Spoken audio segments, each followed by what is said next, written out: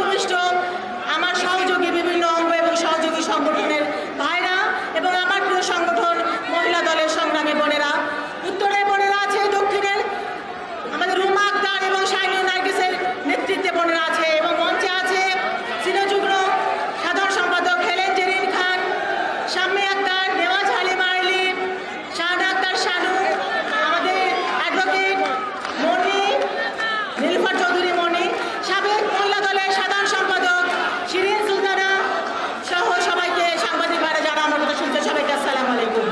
আমি শুধু একটি কথাই বলতে চাই, আমি শ্রদ্ধা জানাই দেশনেত্রী বেগম খালেদা জিয়াকে, আমি শ্রদ্ধা জানাই আগামী রাষ্ট্রনায়ক জনাব তারেক রহমানকে, আর শ্রদ্ধা জানাই যার জন্য আজকে এই মহিলা দলের সভাপতি হতে পেরেছি আমাদের শহীদ রাষ্ট্রপতি জিয়াউর রহমানকে। দেশ বরেণ্য নেতা, আমাদের বাংলাদেশের প্রথম রাষ্ট্রপতি, বহুদলীয় গণতন্ত্রের প্রবক্তা, স্বাধীনতার মহান ঘোষক দেশনেত্রী বেগম খালেদা জিয়াকে শ্রদ্ধা জানাই।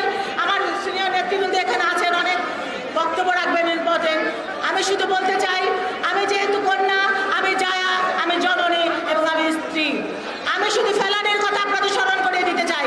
আপনাদের মনে আছে ফেলানিকে কিভাবে হত্যা করে কাঁটাতারের মধ্যে ঝুলিয়ে রাখা হয়েছিল, তাকে জিজ্ঞেস পর্যন্ত করা হয় নাই কি কারণে তাকে হত্যা করা হলো। এইভাবে অন্যায়ের কোনো প্রতিবাদ হয় না। আমার নেত্রী, আমার মা বুঝতে পেরেছিলেন এই দেশ আমাদের কাছ থেকে নিয়ে যাবে অন্য দেশ। এই অবৈধ সরকারে যদি আমরা জাতীয়তাবাদী দল না থেকে অন্য কোনো সরকার ক্ষমতায় আসে,